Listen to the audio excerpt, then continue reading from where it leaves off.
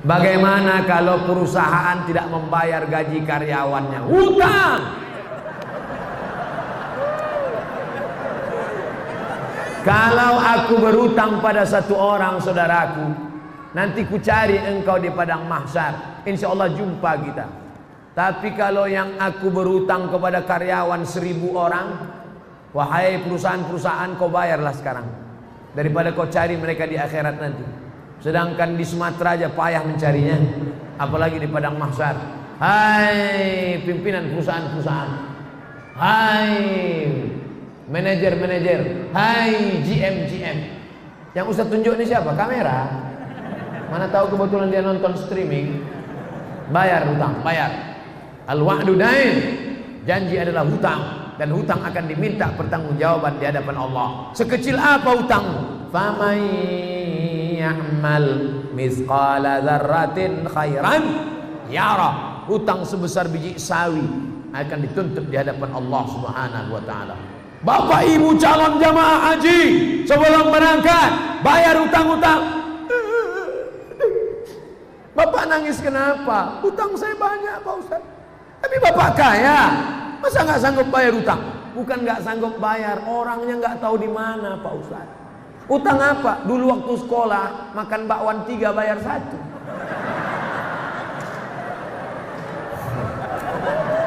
Waspadalah.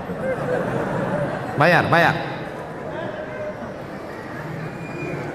Saya mengamalkan surat Al-Kahfi setiap malam Jumat. Bagaimana hukumnya? Man qara'a surat Al-Kahfi yaumal Jum'ah. Siapa yang baca surat Al-Kahfi malam Jumat, pagi Jumat, sore Jumat, siang Jumat, dari mulai habis maghrib, sore Kamis, malam Jumat, sampai habis asar, sampai menjelang maghrib hari Jumat, baca surat Al-Kahfi. Allah lahu min nur. Dia dapat cahaya. Dengan cahaya itu dia bisa membedakan mana hak, mana hoax. Mana hak, mana hoax, mana hoax, mana hak. Kita malam ini bisa membedakan mana orang, mana tiang, mana orang, gara-gara apa? Gara-gara cahaya, bukan gara-gara mata. Coba matikan lampu semua, buka mata lebar-lebar. Bisa melihat. Kita bisa melihat bukan karena mata, tapi karena cahaya. Makanya ada orang buta tapi hafal Quran. Kenapa? Matanya tertutup tapi hatinya terang.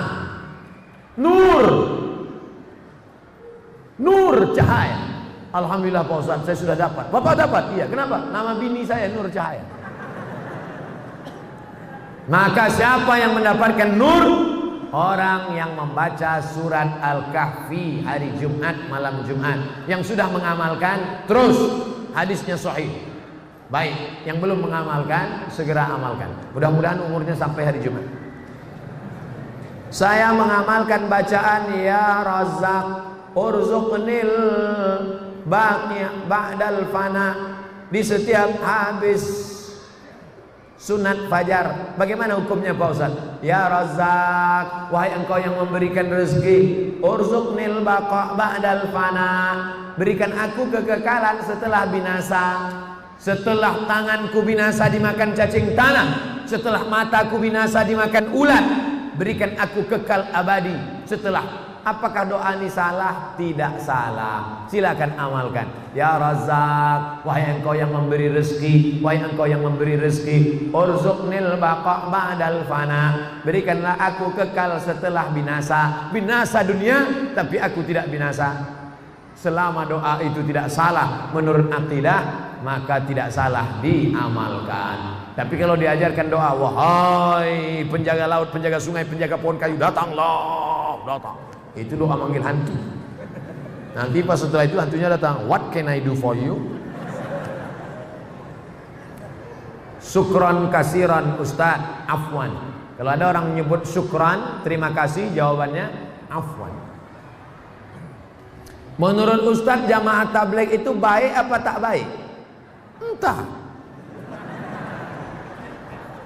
Ada orang kampung saya punya meja biliar bola sodok. musik keras. Pergi saya ke Mesir kuliah. Pulang saya kuliah, saya sholat di masjid, saya jadi makmum. Imamnya enak sekali baca ayat. Bismillahirrahmanirrahim. Alhamdulillahi Rabbil Alamin. Siapa ini imam? Rupanya yang punya meja biliar dulu. Selesai sholat saya tanya, abang yang punya meja biliar bertato rambut panjang dulu kan? Iya. Kok bisa abang sekarang? Ada jamaah tabligh datang ke meja biliar. Selama ini ustadz cuma di masjid saja. Ustadz tidak pernah mengajar kami sholat. Jamaah tabligh datang, kami marah-marah. Jamaah tabligh, pergi keluar, nanti ku pukul kepala. Besok dia datang lagi. Sampai akhirnya kami muak, akhirnya kami ikut dia ke masjid. Ustadz Somad berceramah di masjid. Ustadz Somad tidak pernah ceramah di meja biliar. Siapa yang membuat preman-preman tengik tobat? Siapa yang membuat orang-orang di parkir tobat? Nih jamaah tabligh. Kira-kira jamaah tabligh ini baik apa tak baik? Yang bilang bukan saya. Saya cuma nanya aja. Jadi kalau ada orang mengatakan jamaah tabligh tidak baik, kenapa jamaah tabligh tidak baik? Karena jamaah tabligh pakai sorban, Nabi Muhammad pakai sorban. Jamaah tabligh tidak baik. Kenapa? Karena jamaah tabligh pakai jenggot, Nabi Muhammad pakai jenggot. Jamaah tabligh tidak baik. Kenapa? Karena jamaah tabligh mengetuk pintu rumah ngajak sholat. Itu yang dilakukan Nabi Muhammad. Assalamualaikum, ayo sholat. Ustaz Somad kenapa enggak melakukan ini? Saya takut. Orang jamaah tabligh tak ada takutnya. Assalamualaikum, Pak Haji, ayo ke masjid Pak Haji. Jangan ajak-ajak saya. Kau belum lahir aku udah haji.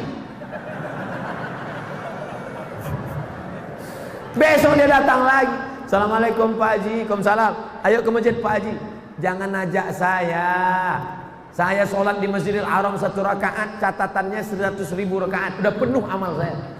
Saya udah sedikit lagi masuk surga. Jangan ajak saya. Besok dia datang lagi. Lama-lama Pak Haji bosan, udah kumat jantung. Ayolah. Nih jamaah tabligh. Kira-kira jamaah tabligh ini baik apa tak baik? Udah 2 kali kutanya. Saya punya keluarga. Ini panjang ini. Ini tak pertanyaan tak curhat. Saya punya keluarga. Oke, saya paham. Mempunyai sebidang tanah. Oke. 20 kali 15 meter. Ya. Namun tanah kami dikuasai tanpa hak oleh tetangga kami. Oke, jelas.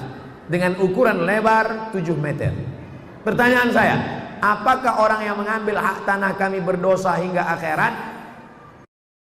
Qaidah sibrin, sejengkal kau ambil, quyida, dililitkan ke lehermu sab'i aradin, 7 lapis. Sejengkal kau ambil 7 lapis tanah di leher. Apalagi 7 meter? Apakah keluarga anak menantu turut berdosa karena mengetahui bahwa orang tuanya telah mengambil? Ya, yang tak tahu malam ini ku beritahu. Yang pura-pura tak tahu, tak mau tahu, aku kasih tahu. Andai tanah ustadz yang dibuat orang begini, apa tindakan ustadz? Ku lapor ke Pak Kapolres. Ada orang ngejek-ngejek saya di internet, foto saya di model-modelnya. Disangkanya saya Ustadz Somad itu baik, maafkan. Enggak. Ustadz, ini ada orang ngejek Ustadz. Kita BAP ke Polda. Berapa tahun? 4 tahun. Tenggelam kan? Jangan macam-macam. Apa gunanya di sebelah kanan Pak Kapolres, di sebelah kiri Pak Dandim, ya kan? Kita jalan sama Pak Wakil Gubernur, ada Pak Bupati. Inilah masanya. Main kan? Ustaz, bagaimana hukumnya baca doa tahlil dengan perantara membakar kemenyan? Di Mesir pagi-pagi itu ada satu petugas yang bakar menyan di seluruh toko-toko. Di toko keliling bakar menyan. Keliling. Saya waktu pertama sampai di Mesir, wah, nampaknya orang Mesir manggil setan juga. Setelah lama-lama di Makkah, saya lihat menyan itu berbungkal-bungkal. Rupanya menyan itu bukan mau manggil setan, tapi untuk pengharum ruangan. Ketika datang Habib Umar bin Hafiz yang dari Yaman, Hadramaut, dibakar juga di Istiqlal, dibakar. Cuman bukan menyan, tapi serbuk kain, namanya ud. Bahasa kitanya gaharu. Kenapa orang di kampung kita pakai menyan? Kenapa tidak pakai gaharu? Saya tahu setelah saya ceramah di Kalimantan Utara. Saya tanya Pak Gubernur, Pak Gubernur, ya, di sini banyak gaharu. Banyak. Berapa sekilo? 40 juta yang paling murah. Pantesan pakai menyan. Gaharu mahal. Kalau sampailah 40 juta itu kita letakkan di ruang tamu, lalu ada kawan yang hidupkan, itu kita nangis. Kenapa? Nggak tahan asapnya, nggak tahan. 40 juta bro. Jadi kalau di majelis Habib, majelis maulid, sebelum doa baca, itu untuk mengharum ruangan. Karena dengan harumnya ruangan, malaikat-malaikat suka. Tapi kalau di ruangan itu bau busuk, man akala basolan, siapa yang makan bawang merah, makan bawang putih, malaikat tidak mau masuk. Kenapa? Malaikat tak tahan mencium. Malaikat, apalagi jengkol sama petai. Tapi kalau gosok gigi dulu boleh. Jadi kalau ada orang membakar menyan, membakar gaharu, tujuannya untuk mengharumkan ruangan, tidak apa-apa. Tapi kalau dianggapnya asap inilah yang membawa ke alam, ke alam apalah, nah, ini tak betul, berarti keyakinannya tidak benar. Jadi kalau ada yang tidak orang bakar, tanya dulu, ini bakar untuk apa? Untuk mengharum ruangan. Dengan harumnya ini, kan harum gak perlu lagi. Masjid kita ada pakai pengharum ruangan. Sekarang ada orang pakai harum, itu pakai bahan kimia. Ada bahan kimia, kita hirup masuk ke dalam, itulah yang menjadi cancer. Tulisannya CANCER, cancer. Orang kita payah bilang cancer, kenapa? Kanker.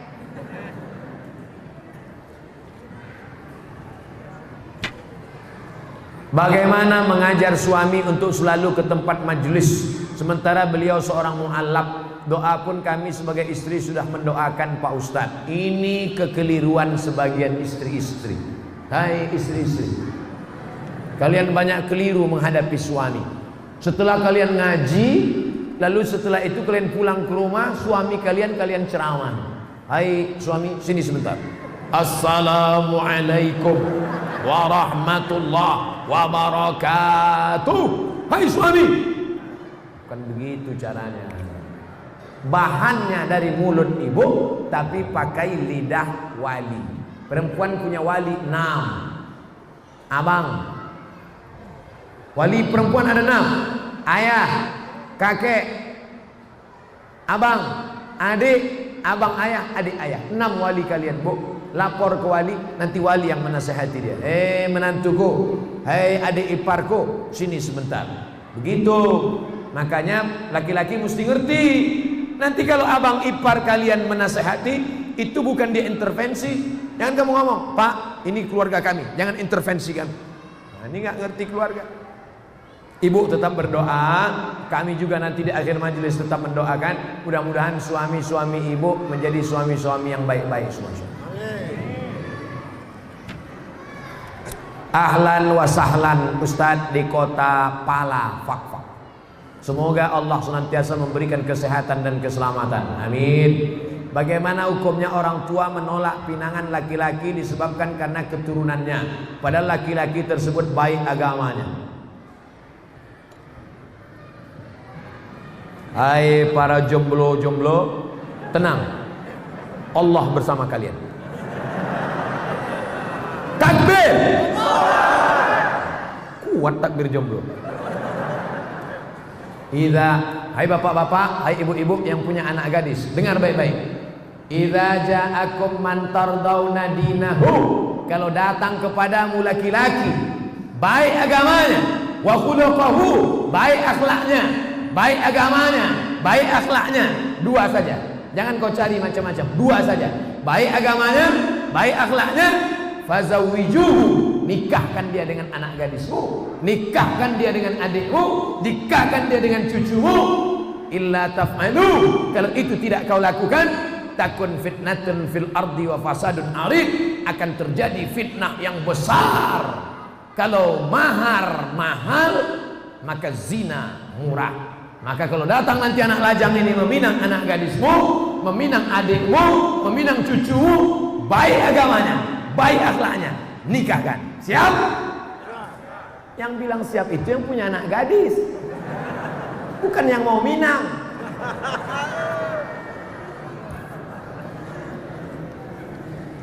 Bu, Pak, kalau kalian cari menantu kaya, nanti dia miskin, kalian jadi benci. Kalau kalian cari menantu ganteng, nanti ketika dia keriput, kalian benci. Carilah menantu yang taat kepada Allah, yang akidahnya baik. Jangan kau lihat warna kulitnya. Bilal bin Abi Rawah dipanggil oleh Nabi, "Ta'al Bilal, aku dengar suara sendalmu dalam surga." Kresek, kresek, kresek, kresek. Bilal itu berkulit hitam, hamba sahaya, orang Afrika Utara. Tapi didengar Nabi suara sendalnya dalam surga. Belum mati sendalnya udah masuk surga. Makanya kalau ada bapak ibu nanti kehilangan sendal, sabar, berarti udah masuk surga duluan. Jangan-jangan sendal saya pula hilang duluan. Jangan kau lihat lagi isu. Ini masih banyak orang tidak mau menerima hanya gara-gara suku la ilaha illallah. Saya sebagai orang Jawa enggak mau kalau anak gadis saya nikah sama orang Batak. Kenapa, Pak? Derajat terlalu jatuh. Masa dari emas jadi tulang? Ini orang. Kalau orang kerja di bank konvensional, gajinya riba atau tidak riba, Pak Ustaz?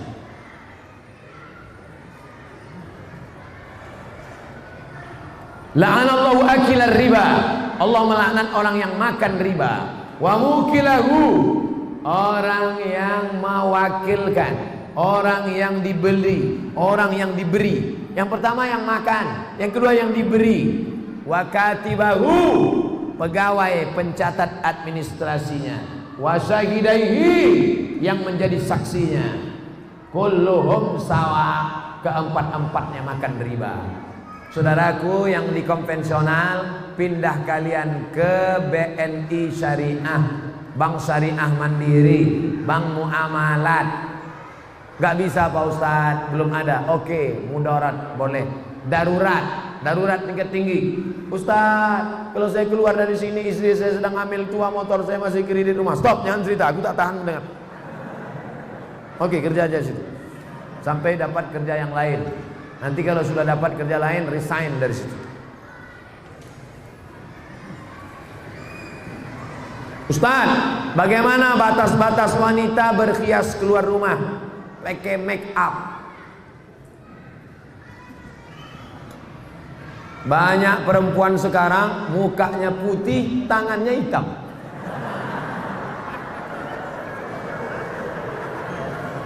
Kau cantik bukan karena bedakmu, kau cantik bukan karena sedomu, kau cantik bukan karena bulu mata alismu, tapi kau cantik karena bekas wudhu tahajudmu. Kau cantik karena bekas cahaya baca Quranmu. Itulah yang disebut dengan inner beauty, kecantikan dari dalam. Ini perempuan banyak bersolek-solek. Sudah tahu AC mati panas dipakai bedak, luntur. Alis ini cukur, pakai whiteboard.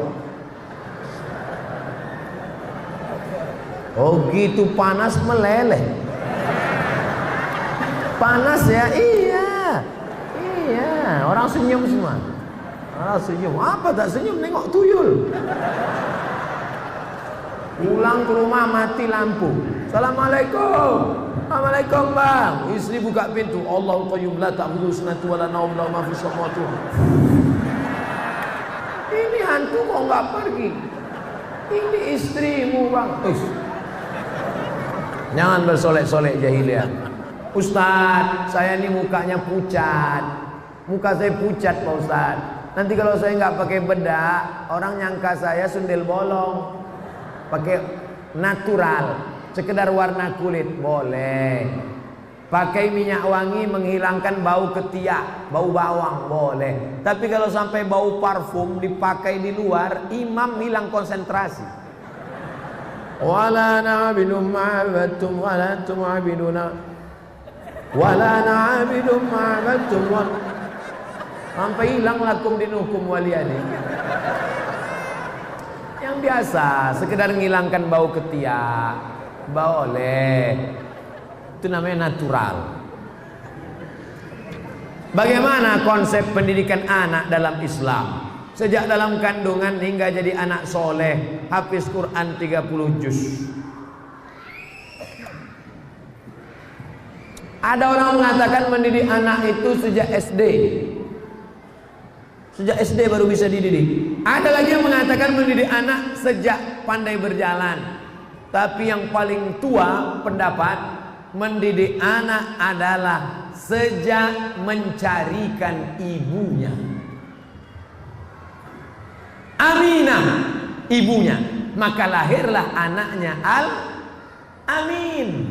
Al-Amin akan lahir dari Aminah. Tapi jangan gara-gara ini nanti bapak pulang ngomong sama istrinya, gara-gara kau tidak Aminah maka anak kita tidak Al-Amin. Yang kalian yang lajang-lajang, yang belum menikah, mudah-mudahan ditemukan dengan Aminah. Yang ngomong amin yang belum nikah. Ini anak udah 2, amin. Gak tahu dia istrinya nengok dari atas. Awas. Bapak Ibu yang dimuliakan Allah, cari istri solehah. Dia nanti akan mendidik anak-anak kita. Kita pergi pagi, pulang petang, peras keringat, banting tulang. Kita pergi pagi, anak belum bangun tidur. Kita pulang malam, anak sudah tidur. Kita jarang pulang. Nama Toib. Siapa yang mendidik anak-anak kita? Nih mereka. Didik istri soleha. Istri soleha saat mengandung anak dibacakannya Al-Quran. Bismillahirrahmanirrahim. Amma yatasaalun 'anil naba'il 'azim alladzi hum fihi mukhtalifun. Kalla saya'lamun. Masya Allah, 3 kali ganti. Macam penerbangan juga.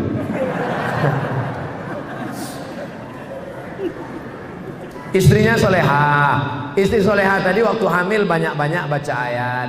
Saya yakin dan percaya ini dulu pasti ibunya waktu dalam kandungan banyak-banyak sholawat. Pasti anak-anak ini yang datang mendengar pengajian ini, pasti ibunya waktu hamil dulu baca ayat. Karena kalau dia tak baca ayat, pasti anaknya lompat-lompat. Karena emaknya nyanyi kucing garong keong racun. Bapak Ibu yang dimuliakan Allah. Setelah itu anak tadi disusukan. Sekarang banyak anak-anak meluk kaleng. Susu sama kaleng. Susukan sama ibunya. Setelah itu kemudian dimasukkan sekolah agama, bawa pengajian. Kemarin saya pergi ke hotel. Kebetulan di hotel itu tinggal anak MTQ dari Kabupaten Bengkalis, Riau. Umur 8 tahun, hafal Quran 30 juz. 8 tahun, cari di internet. Namanya An-Nisa Zahra dari Riau. Saya tanya kakeknya, "Kek, ini gimana dia bisa hafal Quran umur 8 tahun?" Sejak kecil di kamarnya non-stop 24 jam MP3 Al-Quran. Jadi Bapak Ibu nanti pulang dari sini, lagu-lagu dangdut, Cinta Satu Malam, Kabika Cikabigam, Kuc-kuc Kotahe, campakkan ke laut. Jangan rusak laut, nanti dimakan ikan hiu pula, bakar. Alhamdulillah Pak Ustaz, semua CD-CD lagu dangdut udah saya sodakohkan. Jangan, mengalir dosanya. Balik dari sini, lagu-lagu dangdut bakar, robah dengan MP3 Al-Quran. Bagaimana jika niat pakai cadar tapi dilarang orang tua karena takut lulus kuliah tak dapat kerja? Yang nyuruh pakai cadar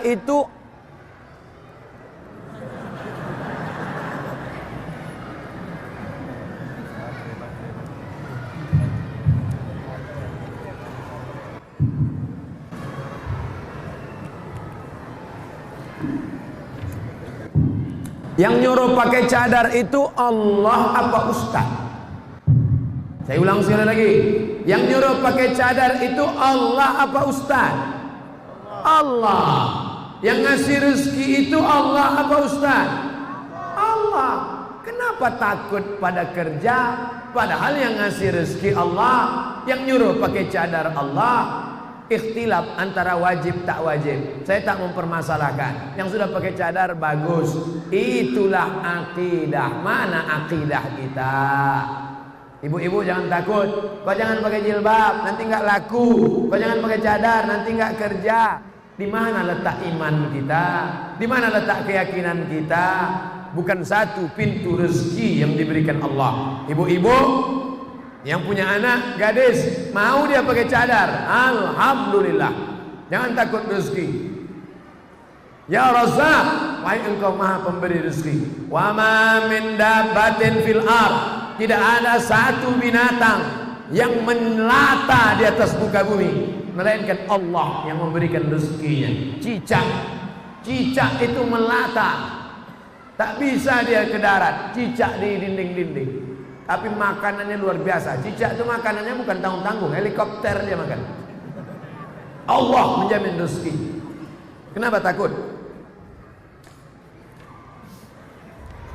Bagaimana hukumnya kita mendoakan orang tua yang sudah meninggal dunia, tapi kita berbeda keyakinan? Apakah adanya diijabah atau tidak?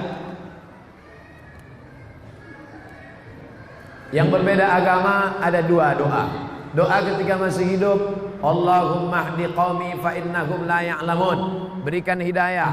Berikan hidayah kepada bapakku, berikan hidayah kepada ibuku, berikan hidayah kepada kakekku. Doa itu dia panjatkan Nabi untuk umatnya. Adapun yang sudah meninggal dunia, serahkan dia kepada Allah. Ayahku ini hambamu, kakekku ini hambamu, ibuku ini hambamu, maka kuserahkan dia kepada engkau ya Allah. Itu doa Nabi Isa. In tu'adzibhum fa innahum ibaduk. Kalau kau azab maka mereka itu hambamu ya Allah. Kalau kau ampunkan mereka itu hambamu ya Allah. Kalau kau azab mereka itu juga hambamu ya Allah. Itu yang bisa kita ucapkan. Serahkan kepada Allah Subhanahu wa ta'ala. Kata yang sering belajar, kita yang sering belajar dari ceramah tausiah di YouTube disebut madrasah YouTubiah. Apakah sering menonton dan mendalami ceramah akhi? Sanad kita mengikuti sanad akhi, mengikuti sanad. Apakah kalau kita mengambil ilmu dari YouTube, dari Google, itu bisa dianggap punya ilmu yang benar? Ya. Yang paling tinggi kualitasnya namanya sama.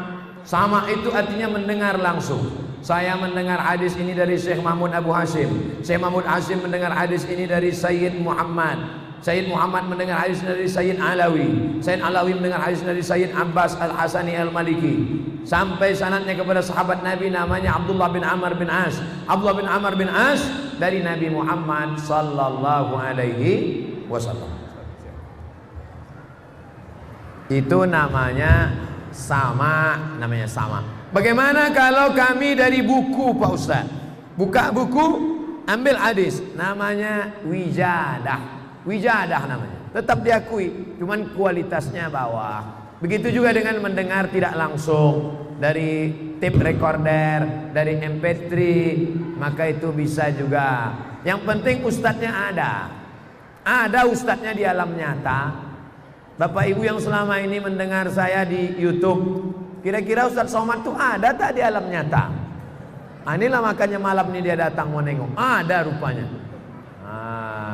Nah, jadi yang penting ustadznya ada. Bapak Ibu belajar dari Habib Rizik Syihab. Habib Rizik itu ada atau tak ada? Ada. Maka boleh belajar dari Ustadz Adi Hidayat. Ustadz Adi Hidayat ada. Yang tak boleh itu dari Ustadz Upin Ipin. Nah, itu tak ada. Selama orangnya ada, kajinya benar, akidahnya Ahlussunnah wal Jamaah, maka boleh, tak masalah. Ajaztum jami'a marwiyati wa muallafati wa muhadarati. Saya ijazahkan semua MP3, semua video YouTube, semua buku-buku, 37 masalah populer, 99 tanya jawab salat, 30 fatwa seputar Ramadan. Saya ijazahkan semua riwayat-riwayat ilmu yang saya sampaikan kepada ini, semua yang hadir di majelis Masjid Agung malam ini. Jawabnya qabiltu, aku terima. Saya pernah melihat orang mau dikubur, sebelum ditutup kuburannya diazankan. Allahu Akbar, Allahu Akbar. Jenazah mau masuk. Apa dalilnya? Qiyas. Quran, hadis, ijma', qiyas. Tak ada ayat Quran, hai orang beriman kalau mati azankanlah. Tak ada. Tak ada hadis Nabi, hai orang beriman kalau mati azankanlah. Tak ada. Tak ada ijma' ulama. Tapi qiyas ada. Mana qiyasnya? Lahirnya diazankan, maka matinya pun di sebahagian mazhab Syafi'i. Kalau ada yang buat jangan salahkan. Kalau tidak dibuat tidak apa-apa. Dia tidak macam sholat. Kalau sholat wajib, kalau tidak dibuat haram. Ada dalam hadis, ada dalam Quran, ada dalam ijma'. Kalau mengazankan jenazah ini qiyas. Sebagian mazhab mau dibuat silakan, tidak dibuat tidak ada apa-apa. Jangan berkelahi gara-gara ini. Orang tua saya beliau taat beribadah, namun di samping itu dia punya ilmu-ilmu yang dapat dari nenek kami. Katanya nenek kami bisa mengetahui masa depan. Sering didatangi meminta keberuntungan. Cara mendapatkan ilmu itu dengan bawa pengorbanan uang dan ayam. Ayam goreng apa ayam hidup? Dengan mengamalkan ilmu itu terbebas dari bahaya. Dan yang anehnya Ustadz, perantara berdoa yaitu makhluk yang disebut amin. Apakah ilmu? Ini ilmu nenek moyang zaman dulu biasanya berteman dengan jin. Dulu jin itu berteman dengan nenek kita. Setelah nenek kita meninggal, dia datang ke bapak kita. Setelah bapak kita meninggal, dia mau datang ke saya. Ketika kita sedang berzikir, tiba-tiba dia datang. Hai Abdul Somad, aku adalah kawan nenekmu dulu. Apakah boleh kita berteman? Tidak. Temanku sudah banyak di fak-fak. Jangan berteman dengan jin. Buka surat Al-Jin juz 29. Fariqum minal insi, ada sebagian manusia ya'uduna birijalin minal jinni, mereka minta kepada jin, fazaduhum rahaqa, maka rusak akidah mereka. Akidah, jangan berteman dengan jin, putuskan hubungan dengan jin. Kertas terakhir, Bapak Ustadz yang kami hormati, sesuai sabda Rasulullah bersabda, barang siapa sholat atas jenazah sampai 3 shaf, maka si mayit masuk surga. Imam Tirmizi. Yang dipertanyakan, jika seorang dalam hidupnya setiap hari kegiatan rutinnya mabuk, judi, mencuri, merampok, dan selalu buat onar sehari-hari, lalu kemudian dibuat 3 shaf, apakah dia masuk surga? Dia masuk surga. Hadis yang lain lebih ringan daripada ini. Man qala la ilaha illallah dakhalal jannah. Siapa yang mengucapkan la ilaha illallah Muhammad Rasulullah masuk surga. Cuman masuknya kapan? Dia berjudi, dia obok-obok dulu di neraka. Dia berzina, dia obok-obok dulu di neraka. Nanti ujung-ujungnya masuk surga. Hadis model seperti ini namanya hadis targhib wa tarhib, memberi motivasi supaya kita rajin melaksanakan sholat jenazah, supaya rajin la ilaha illallah. Kita mau bersihkan dari narkoba, bersihkan dari zalim, supaya kita masuk surga tapi tidak singgah di neraka. Allahumma ajirna minan nar, Allahumma ajirna minan nar, Allahumma ajirna minan nar wa qina azabannar. Amin ya rabbal alamin. Jam 21.59, jam 10.22 genap 2 jam kita bersama, kurang 20 menit lagi. Berarti kita sudah bersama 2 jam kurang 20 menit. Sejam setengah lah itu Pak Ustaz, terserahlah. Yang penting kebersamaan kita malam ini mudah-mudahan bernilai amal soleh. Ala hazihin niyah wa kulli niyatin salihah. Al-Fatihah. A'udzu billahi minasyaitonir rajim. Bismillahirrahmanirrahim. Alhamdulillahirabbil alamin. Arrahmanir rahim. Maliki yaumiddin. Iyyaka na'budu wa iyyaka nasta'in. Ihdinas shiratal mustaqim. Shiratal ladzina an'amta 'alaihim ghairil maghdubi 'alaihim waladdallin. Amin. Allahumma inna nas'aluka salamatan fid din. Selamatkan akidah kami dan anak keluarga kami ya Allah. Wa afiatan fil jasad. Sehatkan badan kami.